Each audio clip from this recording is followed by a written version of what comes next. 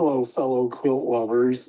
This is Jack Edson from Hamburg, New York, and I would like to share some of my quilt work with you. Welcome to my studio in my world. This beauty is my first quilt, which I made almost 50 years ago in the year 1975. I had always thought of myself as an artist, and I always liked sewing and cloth and the various colors it came in. And one day I thought, why don't I make a quilt and see what happens? This piece is signed and dated with my initials and 2 digits of the year it was made. I encourage everyone to always sign and date your work because these years just fly by. This is the back of the quilt, and above it, that's my garden hose. And you can see the image of the back is the sun, a stylized sun. I remember making this and didn't have that much fabric, which accounts for the odd mix of woven fabric, knit fabric, velvet from some discarded clothing. And the pieces of the eight-sided shape, which are divided in two, I vividly remember not having enough fabric to make the piece out of one color. So I made it out of two and kind of made a design out of it. Sometimes the stringencies push the creativity. One of my interests is genealogy and historic buildings, and this is a quilt made from an image of a house in Buffalo, New York, where my family lived about 1900. And the street is Edson Street, named after us. I went there during a snowstorm once. It snows here a lot, so you can't let that stop you from doing what you want to do. And during the snowstorm, I made a sketch of this building and went home and started making this quilt with no pattern whatsoever. I started making the windows with log cabin blocks and bow ties on the door, little 9 patches on the wall. I'm always surprised at the size many of my quilts and being because I never really planned it out. I know in teaching quilting and sewing, people are always worried about measuring and seam allowance and that kind of thing. And I've never let it concern me. I'm more about letting the piece become the size and shape that it is aspiring to be. 30 years after I made this quilt, and it was made in 1995 from the signature, I decided it needed a little personality. And I had a picture of my father, Jimmy Edson, sitting on the steps of this house. So I made it in a little applique fabric and put him on the steps. Sometimes I'll draw a little bit with thread. We have a little star type button on his jacket, and take a look at the shoelaces on his shoes. Also the face, the lines in the face are embroidery drawn. This is my first large portrait quilt called John Lennon Imagine. I had a poster of John Lennon that I got at the Albright Knox gift shop. And I, after years of looking at it, thought, that's a quilt pattern in there. And I translated the black and white image to color using probably 15 different colors. At this time, I did not have the wealth of material that I have now, maybe 2 blues and 3 yellows, that type of variety. But I always arrange things into light and dark, warm and cool in order to add some 3-dimensional quality to an image, which is really just 2 dimensions. That's my old bike to the left to give you a sense of scale. Some years later, I made a series of 4 of these very colorful John Lennon Imagine quilts.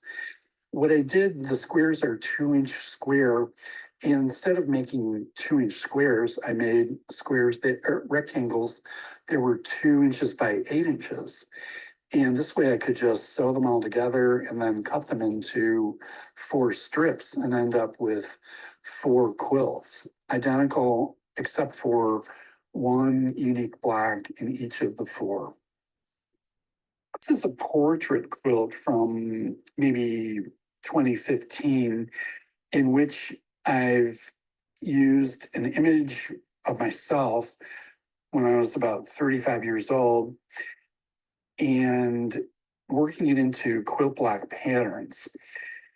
In this one, the quilt blocks have a life of their own. In many cases, there are traditional blocks such as pineapple or log cabin, but many of these are kind of vernacular designs I've come up with. I very much enjoy putting incongruous colors and shapes into these portraits because it is, after all, a quilt. Here's a close-up of the hairline back when I had hair on my hairline. And in this, it's a good picture of how the quilt block patterns are used with different color fabric to make that kind of spiky hairline, which was kind of my trademark, as they say, back in the good old days. Take a look at some of the shapes, the blue diamonds, the yellow and maroon bow ties, things that really do not appear in nature, but there really is not a law against using them in this way. And they do really enliven your piece. Here we have the eyes. Sometimes I start a quilt working with the eyes.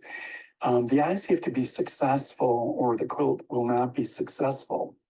Sometimes I do everything in the quilt but the eyes, saving the eyes for the last 2 pieces, the last 2 blocks, because I really don't have the strength or energy to do them at any other time during the creation period. On the fellow's right-hand cheek, note the decent flight. Here we have a good view and pretty good color. The piece is actually more colorful than this, but take a look at things like the mustache. There are bow tie shapes that kind of give the light and the dark to the mustache. Down at the bottom of the beard, 2 more green diamonds, pink ones near the guy's cheeks. This is really just as alive as they come in quilts. This earlier self-portrait uses a 9-patch pattern for the background and then pretty realistic piecing for the face and features. This is shown hanging on my front porch where I have pretty much impromptu quilt displays at my house throughout the warm weather. Sometimes I'm doing a quilt which is not a face, and it turns out to look like a face, as this one does. We can see a pair of eyes and, okay, maybe a third eye in the forehead, but definitely a nose and a mouth. If you kind of squint a little, you'll see these shapes appear. This is from about a year ago, and it uses a fair number of different printed fabrics, like the Alexander Henry people, the mermaids, the animals, the tattoo flash, the nostalgic prints from the 1950s, which is when I grew up. If a quilt doesn't look like a face, oh, and this one does look like a face with 2 figures in the eyeballs. If it doesn't look like a face, it'll probably look like a building or like an optical illusion. Sometimes I make quilt tops very rapidly and don't have time to quilt them.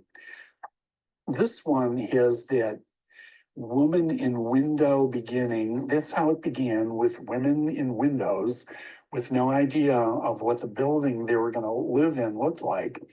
And sooner or later evolves into the shape with a fair number of three-dimensional qualities, jutting forward, setting back. And I would say this one is maybe a New England church with a steeple. The background in the sky is that shiny African fabric with very bold patterns. And don't miss the bowling ball bags up in the roof line. After doing several portrait quilts, which take 3 weeks, 4 weeks, depending on the size and the complexity of the quilt block pattern, I have to relax with something less taxing. And I just try to do a normal quilt. But for me, that's impossible. Any quilt I try to do, such as the Star of Bethlehem or Texas Star or whatever it is going to have light source, shadows, you name it, a spin to it. The corners of this one are pretty great in that I made a large pineapple block pattern as big as the quilt itself, cut that into quarters and put each quarter into the corner of this quilt. I've learned also to continuously add more and more borders, kind of matting, framing, adding one more design element, usually going from the light to a dark or the warm to a cool, or vice versa. This little beauty was inspired by the prints of the fashionable ladies, kind of 1950s fashion. It was a great time for people to be alive. And I actually met online the person that designed the fabric of the women in those great little dresses. I put this image online and somebody saw it and said they designed that fabric and showed me the actual paintings that they had from 20 or 30 years ago. This also has various sea life, whether it's mermaids or people swimming. I like to use images that are an image of something, but at a distance, and maybe due to the change in size or scale, they might look like something else, such as the row of silhouetted women at the bottom of this quilt and at the top. Sometimes you can't tell what they are, and it's a way of intriguing the viewer to have them look longer. As I mentioned, whenever I try to do a normal quilt just to relax, it turns into something like this. This is a smaller one, maybe 36 inches square.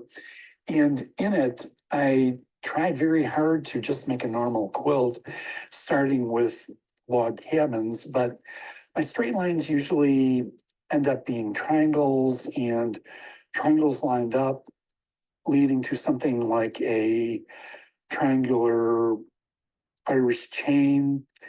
One idea is use the corners of your blocks to create an extra pattern when the four corners of four blocks are put together. This is a fabric collage in the beginning stage, an homage to the great Spanish artist Goya. And I look at many, many, many images of people, art in museums or online, and I'm always looking through other people's quilts. And I found this one online that I liked and thought it would be the perfect match for a portrait of Goya. Here's a close-up of the top of the head, hair, and eyes of the Spanish master Goya.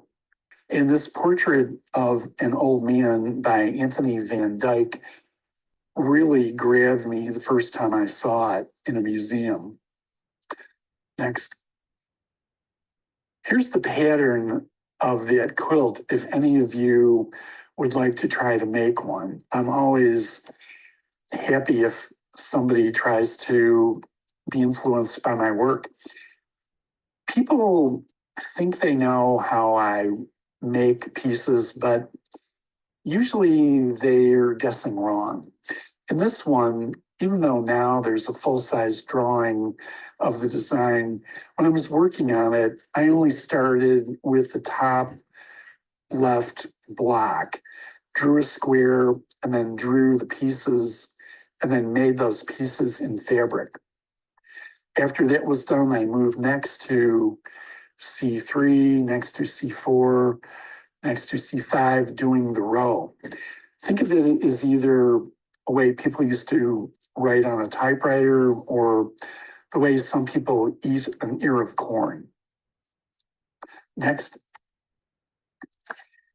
here's the finished piece, the fabric top.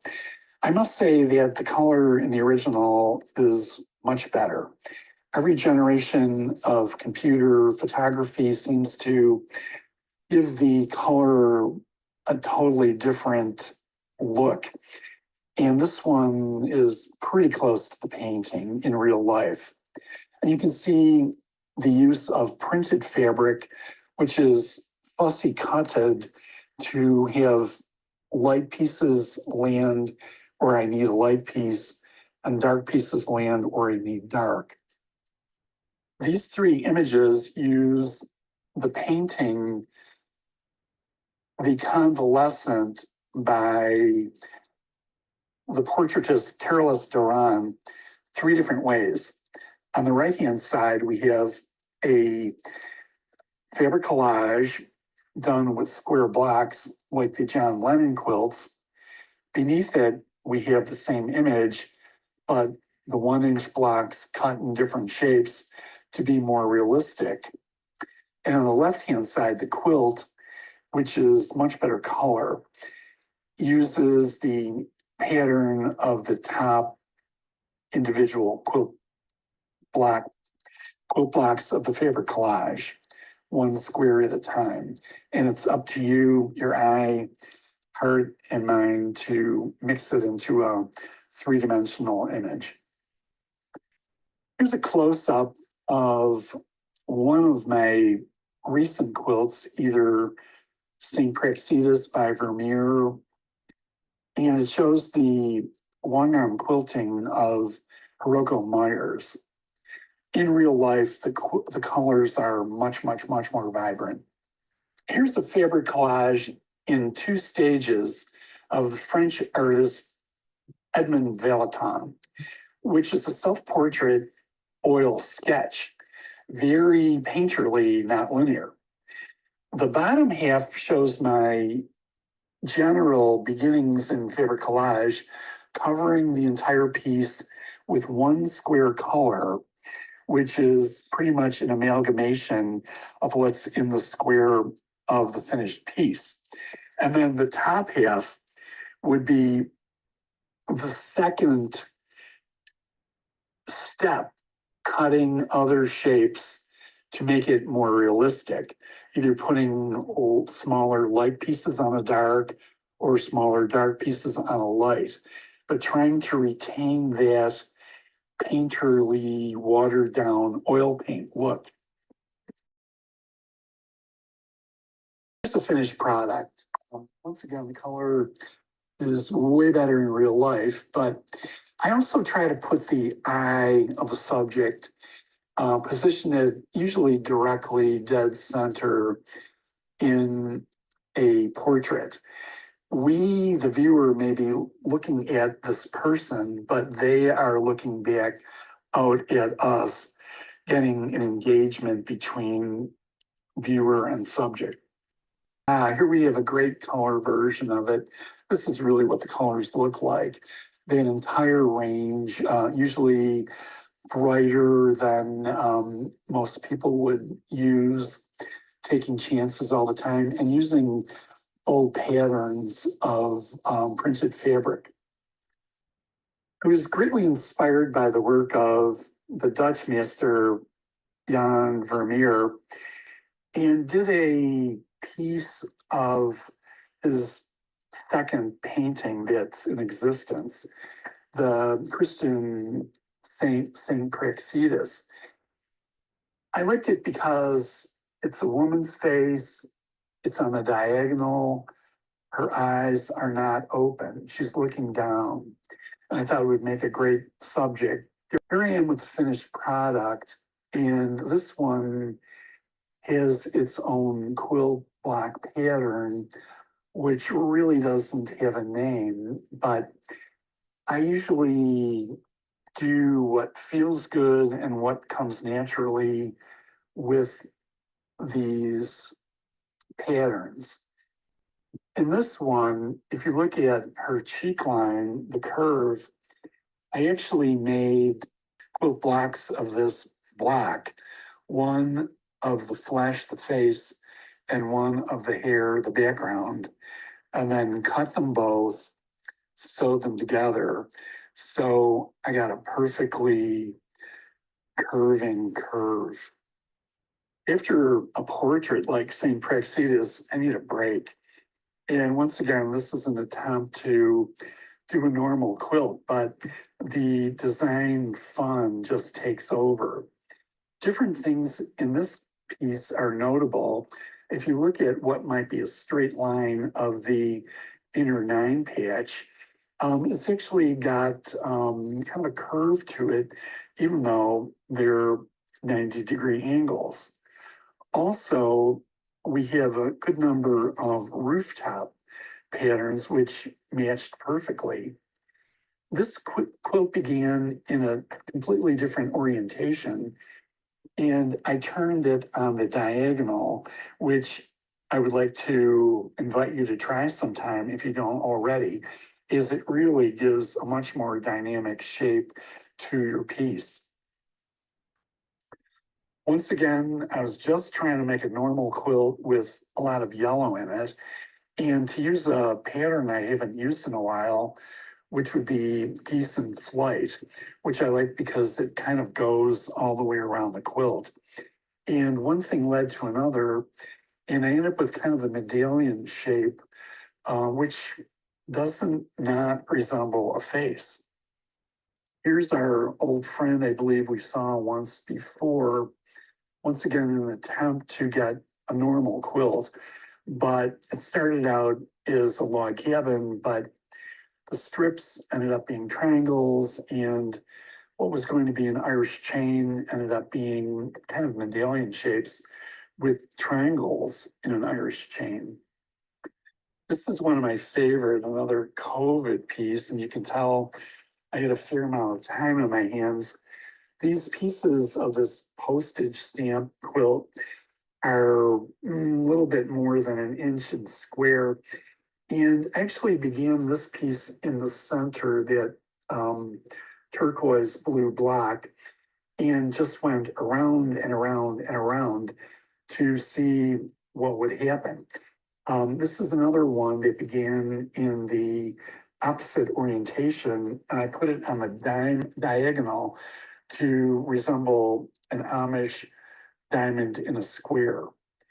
This piece has about 1,500 squares in it. This beauty began with the printed floral fabric in the center, which someone gave me and I thought looked good, but it would look better with a golden arch going right through it.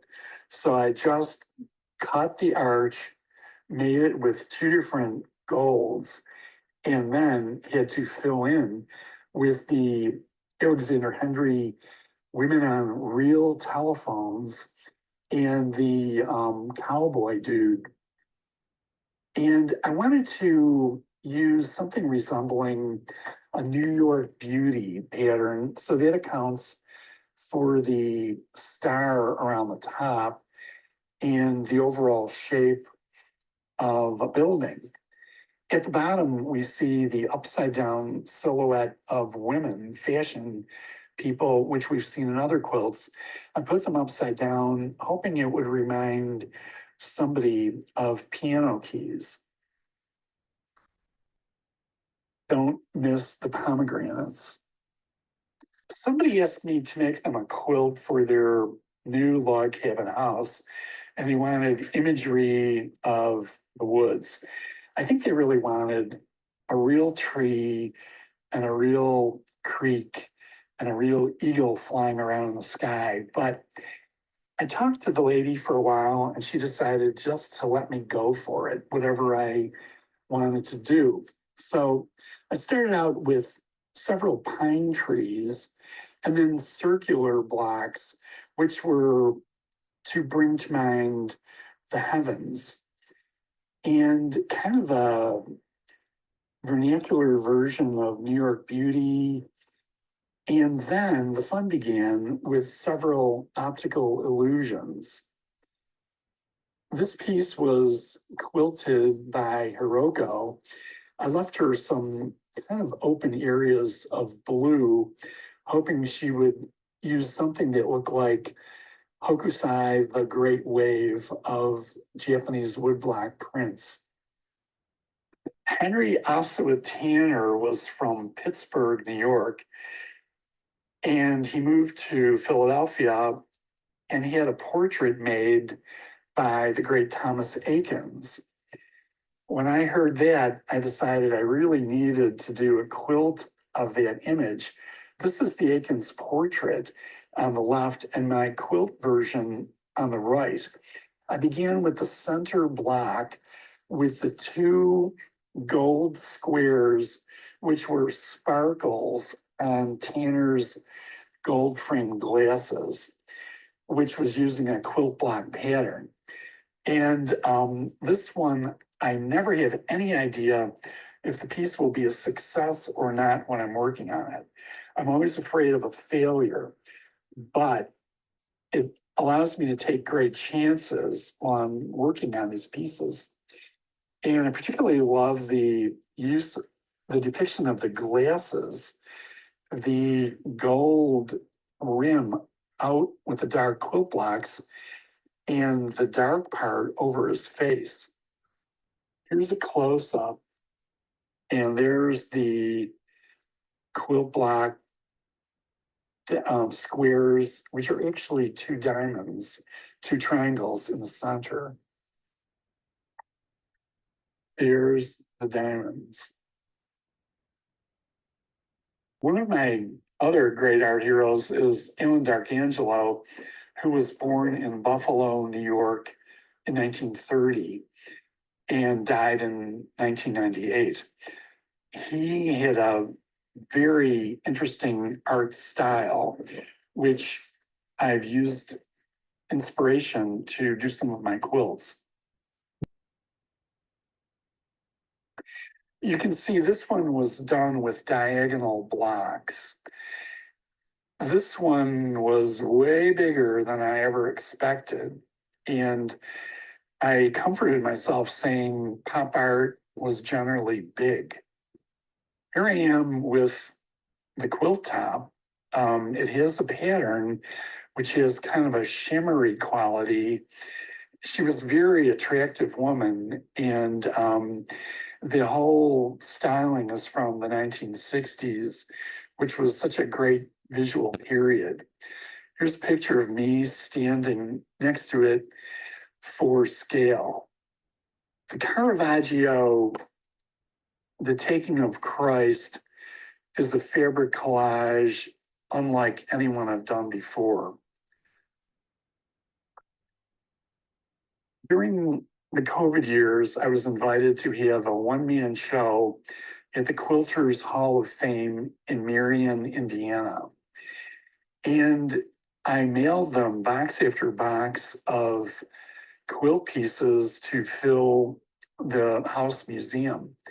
This is an early self-portrait, a collage, which I've made into quilts several times. On the left, we have the misanthropic impressionist artist, Edgar Degas, who was also a huge art collector. This is another image of Thomas Akins, a portrait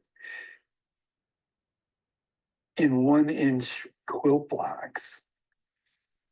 Whenever I add color to a piece, and even if it's not a direct pattern, the color has to really work. In this piece, I replaced probably 20 of the little 1-inch square blocks with different colors to make it really work perfectly. If you take a look at the ear, that's something I put equal time into compared to other features. Other people might just put a hat on them. This is one of my earliest realistic portraits from a drawing by Georges Seurat of his mother sewing. When I was working at the public library, I would always bring my new artwork in to get opinions of people. And I brought this piece, an image of a woman sewing, and showed one of my coworkers. And she said, "That's a nice horse." And I said, "It's not a horse, it's a woman sewing." And my dear friend said, "Jack, that's a horse." Believe it or not, this is Caravaggio's eye. And people always mention, how do you know what you're even doing? And that's really a good question. I think in many cases, we just go by faith in so many of these pieces, figuring it'll be fine. Bernini is another multi-talented artist from the Baroque period. They say Rome wouldn't look like Rome if it wasn't for Bernini. And at the Borghese collection, there's the huge collection of paintings and sculptures that Cardinal Scipione Borghese collected. I saw a self-portrait painting of Bernini at mid-age and just took a picture of it with my camera a couple of trips ago and came home and made this piece with his eye dead center. Here's the early self-portrait in which I took many portraits of myself with funny looks on my face with a 35 millimeter camera. Now, bear in mind, I had to take the film, use the roll of film, take it to the drugstore, and wait about 2 weeks to get the print back. But I wanted to find what it was about our face that conveyed emotion. This is another great art hero, the American surrealist artist Joseph Cornell, who lived on, was it Paradise Parkway in Flushing, New York, with his mother and his handicapped brother, Robert, and invented this magical world of art. He was enamored with ballerinas. He would go to diners and really not be able to talk to the waitress, but leave them little love messages written on the counter with pennies sometimes. He also was in love with the still alive Japanese artist Kusama, believe it or not, you know, the red wig and the dotted pumpkins. He was sitting on an outdoor bench with her one day, and his mother didn't like it and dumped a bucket of water on both of them. This is just the fabric collage. As much as I love Cornell and his work, this one would be beyond me to be able to make it as a patchwork quilt. Some things are way too difficult. I had a very famous a girl with a pearl earring, which is very famous now. When I was a teenager, I had one of those Life and Times of the Artist art book sets, and there was a book about Vermeer. And when I was about 15, I did an oil painting portrait copy from a little reproduction of that. Here's my quilt version, which was made in the year 2000. And I always point out it's before the book, it's before the movie. I was loving her before you were, probably. I've never seen the real painting, and it was on display in the big Vermeer show during COVID, but wasn't able to get it. The tickets were gone in 2 days. The way I work is to find an image that really engages me and then put a grid in pencil on a reproduction of the image. And it might be 1 inch squares, and then put a mask, a little piece of paper, be it a greeting card or manila paper, recycle an envelope and cut out a 1 inch square. So I'm only looking at that 1 inch piece while I'm working. The Caravaggio Baroque masterpiece, Boy Bitten by a Lizard, in which this fellow has an extreme expression on his face. Think of those pictures I used to take of myself, in which he's both in pain and shock and surprise. Giotto, the betrayal of Christ.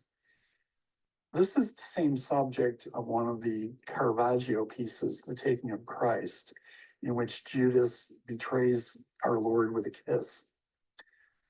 This is a fresco in, is it the Scrovegni Chapel?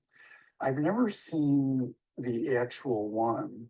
I was outside the building once, and the tour guide said we didn't have enough time to go inside.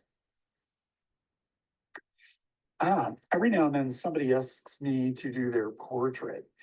In fact, whenever it happens, I try to get out of it, but if I'm going to do it, I insist on taking the photograph.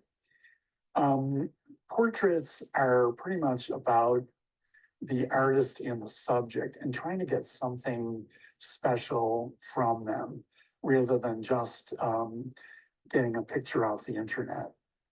This is the Buffalo artist Gary Wolfe. A Raphael, the portrait of the banker from the National Gallery in Washington, D.C. It, of course, is in color, but I made this black and white just to work with the tones. In this one, 3 blocks took an entire evening each. The eye, the nose, and the mouth. I would like to have people realize that some blocks just take as much time as they need, but others are very quickly made. Another Carolus Duran portrait. This might look like the hair is out of proportion, but actually the artist was known for this gigantic shock of hair. This one was quilted by Brian Parton from Ohio. He quilted this on wool. Another Akins, and it's Thomas Akins nude in the subject of an odalisque. I made 2 versions of this, each with a different quilt pattern. Once again, the color is much better in real life. As famous as Seurat is nowadays, there's only 4 pictures of him that exist, and I've done a quilt of 3 of them. He died at age 31, and the quilt on the right-hand side is done from a group photograph of him with other art students, and the part of his head is about the size of my fingernail. So I just blew it up and blew it up on a copy machine until I got the halftone dots visible. And I used a block called Rooftops to pretty much have dots, as he was the great pointillist or divisionist painter. Here's a close-up, and it's using colors that Seurat used. He did studies about colors, how one color looked different when it was next to another color.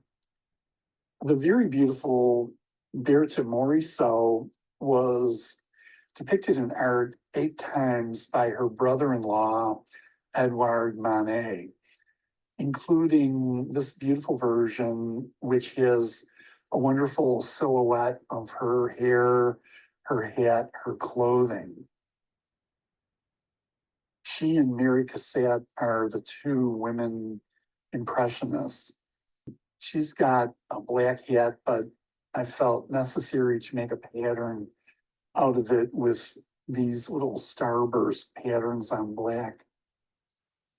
The early portrait of Georges Seurat from a studio portrait, which is the only studio photograph of him when he was a young man.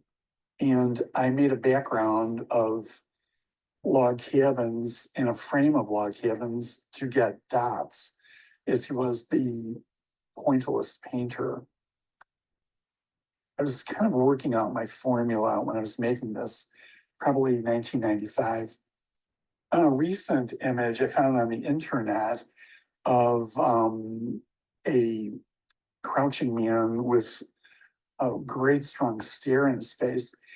I really did not know the artist of this image, and it turns out it's a pretty famous Italian artist. So I really had no idea when I was making it. I was just so drawn to the image. In this, I'm using printed material, flowers, stars, leaves, and cutting it to fit where I want lines or dots. Also, there's a fair amount of embroidery on this.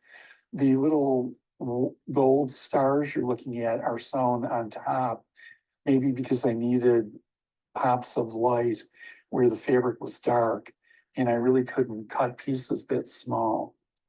The hand of that seated figure is kind of a great work of its own, with printed fabric cut and sewn to conform to veins and tendons and the light and the dark in the figure's hands. This is John Singer Sargent, the expatriated American who just did thousands of portraits. They estimate he did 750 charcoal sketches, and there's only 100 or so identified, which means there might be 500 more in people's attics. This is a self-portrait of him, which I did on the diagonal in a diamond shape, and put his eye with that penetrating gaze smack dab in the center. The great German artist Joseph Beuys is the subject of this fabric collage, in which I used Storm at Sea, which is straight lines which look curved when they're sewn together. Beuys was the great grandfather of German American art and extremely influential. And he's shown wearing his trademark hat. There's Joseph Beuys, and there's my favorite collage version. I had 2 copies made of his face and cut one into pieces, which I used to make each block, because this would have been another one that would have easily had pieces get mixed up. So sometimes you have to invent a little technique to make a particular challenging piece work. His famous work is using felt and fat. These are 2 brand new pieces, 2 of my, cousins. My cousin's daughter, Gretchen, and her husband, Wellington, came to visit during the eclipse. Living here in Hamburg, Buffalo, Western New York, it's a special place, and we had the complete total eclipse this past spring, and many people came to the area to experience the eclipse, including Gretchen and Wellington. They visited me, and I showed them my work, and they were hinting around about what would it take for somebody to have a portrait done. And nobody said much directly, but I said, why don't we just take some pictures and see what we get in case you want a portrait someday. Anyway, I want to thank everyone who has encouraged me and helped me in my journey as an artist and a fabric collagist, a quilt maker. Jean in California, the Bay City Quilt Group for inviting me and originally doing this PowerPoint show. My dear friend Jacob for doing all the technical, and just all the great artists who have inspired me. So thank you, and please do everything you can do to create works on your own.